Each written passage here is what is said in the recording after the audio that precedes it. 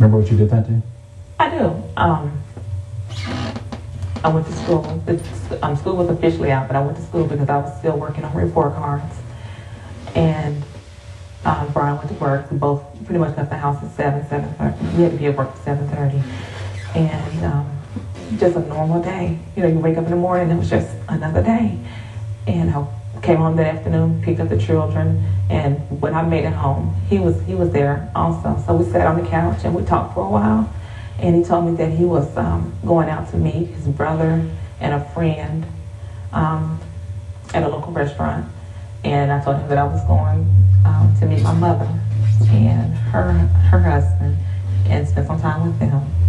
And we didn't really, determine the time of what time to get back home. We were just, when you got back, we got back. Was that unusual, Alicia, that you wouldn't have dinner together, or he would be with his friends, or you'd have something going on? No, that was not unusual. Did you remember talking to him on the cell, for instance, that evening? Did he call you, or did you call him? There were several phone calls throughout the day, and that's normal too. We did a lot of our communicating, through cell phone. I remember when I left my parents, I called him because I was going to pick up McDonald's for the children, and I asked him if he wanted something to eat, and he said that he did not. So there were several phone calls that night. So it sounds like really routine kind of things going on. Yeah. You're not looking over his shoulder to see where he is, or calling him every 10 minutes? No. Get back here? No. There wasn't that kind of relationship? No. I've never been that type of person to...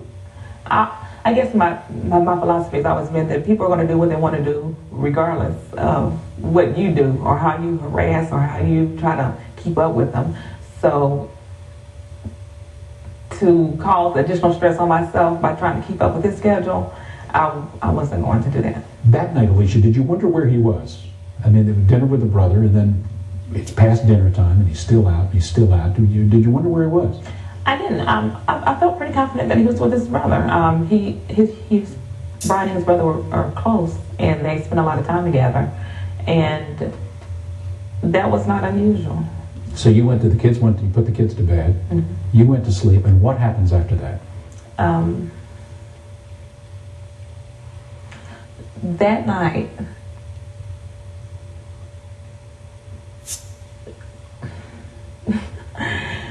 the household, it's hard for just to answer the question without knowing, just the foundation. My household was not always organized. As I said, we had two small children. I worked, he worked. That particular night, I did not put the children in their bed, which was, different, because usually they slept in their own room. They were in the bed with me. And that was because the smallest child had an accident in the bed the night before, and I was just too tired to handle that. And my thought was, when Brian got home, he would help me change the sheets. It wasn't home yet. He'd gone out with his brother. That night, June 3rd, 2004, she put the two girls, one 3, the other 4, in the big bed with her. I'm in the bed, I'm reading a book, and I kind of started dozing off. Then, a little after 11, she said she heard a pop, pop, pop noise. Brian was lying on the floor of his home, not passed out drunk as Alicia first thought, but riddled with multiple gunshot wounds. Patrol officer briefed me on what it was.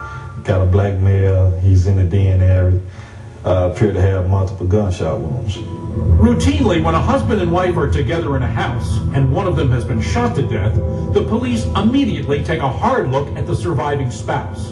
But that didn't happen on that night at the Hughes home. The victim, his sister-in-law works at the state crime lab. Then his brother works at the police crime lab. They have an uncle that is the arson investigator for the fire department. So the detective admits, out of respect for the family, the crime scene work was less aggressive than it might have been. But when they found out Brian had 2 current girlfriends, they definitely wanted the details. Found out that as he got home, he was on the phone with his girlfriend. It kind of got in my head that, okay, something not right. Either the wife did something here, or she knows something. But the victim's family just could not wrap their minds around that concept. that Elicia could be the killer of their Brian. My heart wouldn't let me believe it. My heart would not let me believe it. But after 8 months of investigating, the gunshot residue test on Elicia's hands was finally complete and had tested positive for a trace on the back of her left hand. That missing puzzle piece pushed the case to the next level. I was handcuffed. I didn't want to be handcuffed in front of my children. So we arranged for a meeting place. Charged with the murder of your husband, Brian? Charged with murder. On January 3rd, 2007, Elicia Hughes went on trial. And the prosecutors, partners Stanley Alexander and Rebecca Mansell, thought they had plenty to convince a jury. There is no question that not only the forensic evidence, but every other piece of shred of evidence we could put together and the witness accounts, Elicia Hughes is the only person that had access. And it didn't take the jury of 6 men and 6 women, almost evenly split on race, to see the case just the way the prosecutor laid it out. They needed only 2 hours to find Elicia Hughes guilty of murder. But her fortunes were about to get brighter. She'd only been locked up a little under 2 months when the judge issued a ruling that the jury in her case hadn't been as racially and gender balanced as it should have been. Therefore, he ruled Elicia Hughes will have a new trial. When he threw the first verdict out, it just really devastated myself and my family. She died in good. 10 months after they'd gotten a conviction from a jury, the prosecutors were doing it all again. As they had before, the prosecutors explained to the jury the physical evidence gathered on that night in June of 2004.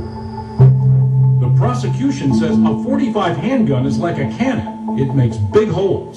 There was no blood, not a drop of blood trail from that front door to that living room. And suppose for a minute, said the prosecutors, that there was a gunman at the doorway. How come none of the neighbors saw him fleeing? The man across the street testified he looked out his window right away. We were awakened by gunshots. I looked out the window and I could see the house across the street because it was light. Did you see any people? No, sir, I did not. But how to explain the trace of gunshot residue on the back of her left hand? That's important because when you hold a gun with 1 or 2 hands, the gunpowder comes out in a plume. And that's how it gets in the back of your hand. The prosecution called one of Brian's girlfriends, Robbie, to the stand. Robbie testified that she'd been talking to Brian on a cell phone that night when he walked in his door. Brian, she said, had abruptly cut off the call, saying, "Let me call you back." A lover's code of sorts, the prosecution contended. So the girlfriend asked him directly, is she there in the room with you? Right. And he says? Yes. The defense was up next. Are you thinking, just in terms of strategy, if I do not demolish the girlfriend's story, Elicia Hughes may be going back to prison? Yes. It turns out that the girlfriend later added a detail to her story.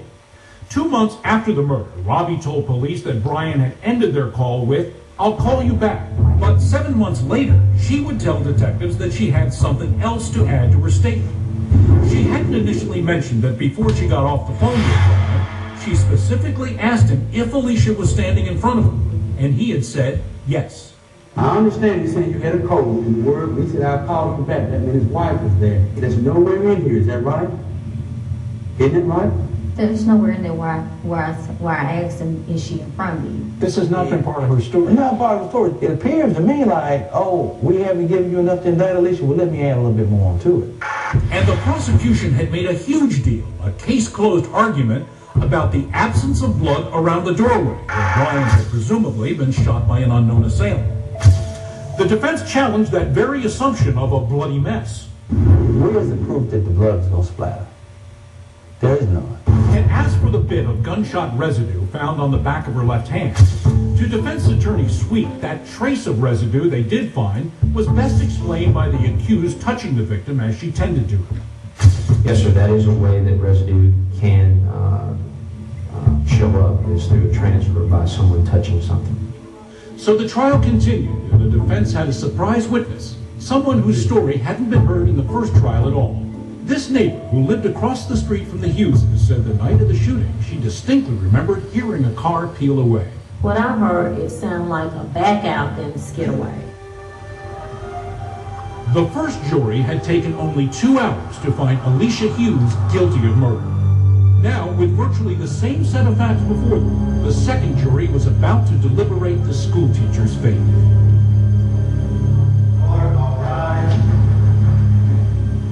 We, the jury, find the defendant not guilty.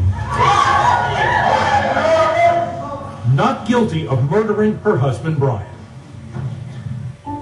For Brian's family, the world had gone upside down. Guilty in January, free in November. Can you accept this? A jury of her peers said, No. you are not guilty. Within my heart, I don't feel that justice was served. And you believe she got away with murder I believe she got away with murder. of your son, Brian? That's correct. Elicia is thinking about moving out west someday. She can do as she pleases because she's among the rarest of one-time defendants, able to tell her story to two different juries and get results as different as walking free or going away almost forever.